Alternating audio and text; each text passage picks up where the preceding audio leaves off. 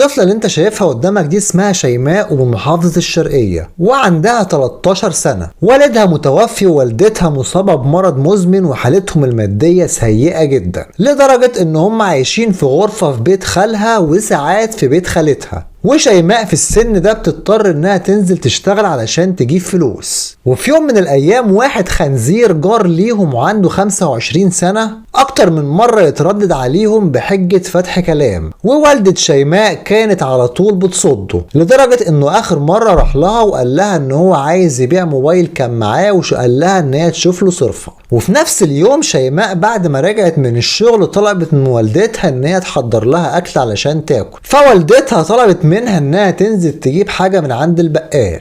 وبالفعل شيماء خدت الفلوس ونزلت. بعد ما نزلت الخنزير ده كان مستنيها في الشارع واستغل ان هي رايحه مشوار فمشي وراها لحد ما وصلت لطريق زراعي وقام جاي شاردها من هدومها ناحيه الزرع علشان يبقى متداري. حاول بكل شكل ان هو يعتدي عليها ويمزق جميع ملابسها لكنها قعدت بكل قوه فيها قعدت تقاومه وقعدت تصوت باعلى حسها. ساعتها ادرك ان هو لا محاله ومش هيقدر يعمل اي حاجه هو عايزها، فطلع في دماغه فكره شيطانيه فوق الحدود. فكر ان هو يقلع عينيها الاتنين من مكانها وقال لها ان هو هيعمل كده علشان ما تقدرش انها تتعرف عليه ولا تقدر ان هي تقول عليه. ولكن في الوقت ده الناس كانت اتجمعت على الصريخ وهو خد بعضه وطلع يجري. طبعا الناس طلبوا الشرطه وساعه ما وصلت الشرطه قاموا بالبحث عنه وفي خلال 4 ساعات بالظبط كانوا ماسكينه. وكانت هنا المفاجأة ان هو ما كانش تحت تأثير اي مخدرات نهائي وعمل كده حرفيا لانه كان حاسس بانجذاب ناحيتها. وحاليا هو بيخضع للتحقيق وان شاء الله ياخد اقصى عقوبة ممكنة وربنا يعين شيماء ووالدتها على تجاوز المحنة اللي هم وقعوا فيها دي.